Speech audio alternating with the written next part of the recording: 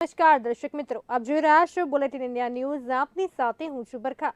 તો મહત્વપૂર્ણ સમાચાર પર નજર કરીએ તો ભાજપના વરિષ્ઠ નેતા લાલકૃષ્ણ અડવાણીને આજે દેશના સર્વોચ્ચ નાગરિક સન્માન ભારત રત્નથી નવાજવામાં આવ્યા હતા. રાષ્ટ્રપતિ દ્રૌપદી મુર્મુએ તેમના ઘરની મુલાકાત લીધી અને તેમને ભારત રત્નથી સન્માનિત કર્યા હતા. આ દરમિયાન પીએમ નરેન્દ્ર મોદી, રક્ષા મંત્રી રાજનાથસિંહ અને અમિત શાહ હાજર રહ્યા હતા. આવો એક નજર કરીએ અડવાણીની રાજકીય સફર પર.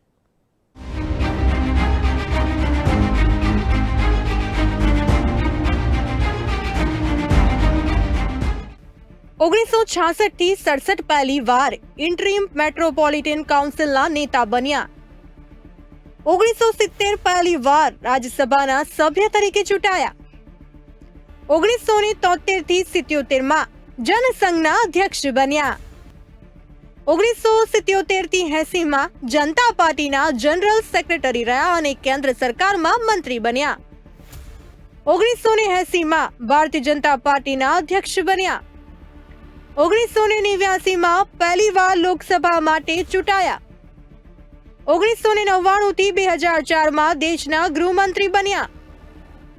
2002 થી 2004 દેશના નાયબ વડાપ્રધાન બન્યા. 2014 છેલ્લી વખત ગાંધીનગરથી લોકસભા ચૂંટણી લડ્યા. વડાપ્રધાન મોદીએ 3 ફેબ્રુઆરીએ તેમને ભારત રત્ન આપવાની જાહેરાત કરી હતી. પૂર્વ વડાપ્રધાન અટલ બિહારી વાજપેયી અને ભાજપના સંસ્થાપક સભ્ય નાનાજી દેશમુખ પછી આ સન્માન મેળવનાર તેઓ બીજેપી અને આરએસએસ સાથે જોડાયેલા ત્રીજા નેતા છે. અડવાણીને જ્યારે ભારત રત્ન મળ્યો ત્યારે સુદર્શન પટનાયકે બીચ પર એક આર્ટ વર્ક બનાવીને તેમને અભિનંદન પાઠવ્યા હતા. કેન્દ્રે આ વર્ષે 5 વ્યક્તિઓને ભારત રત્ન એવોર્ડ આપવાની જાહેરાત કરી હતી. 2014 સત્તા સંભાળ્યા બાદ મોદીના કાર્યકાળ દરમિયાન મદન મોહન માલવિયા, અટલ બિહારી વાજપેયી, પ્રણવ મુખર્જી, ભૂપેન હજારિકા અને નાનાજી દેશમુખને આ સન્માન મળ્યું છે. 2024ની 5 સેલિબ્રિટી સહિત અત્યાર સુધીમાં સન્માન મેળવનાર લોકોની સંખ્યા 53 પર પહોંચી ગઈ છે.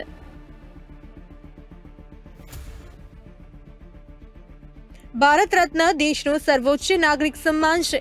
તે કલા, સાહિત્ય, વિજ્ઞાન, જાહેર સેવા અને રમતગમત જેવી રાષ્ટ્રીય સેવા માટે આપવામાં આવે છે. ભારત રત્ન એવોર્ડથી શરૂઆત 2 જાન્યુઆરી 1954ના રોજ તત્કાલીન રાષ્ટ્રપતિ ડોક્ટર રાજેન્દ્ર પ્રસાદ દ્વારા કરવામાં આવી હતી.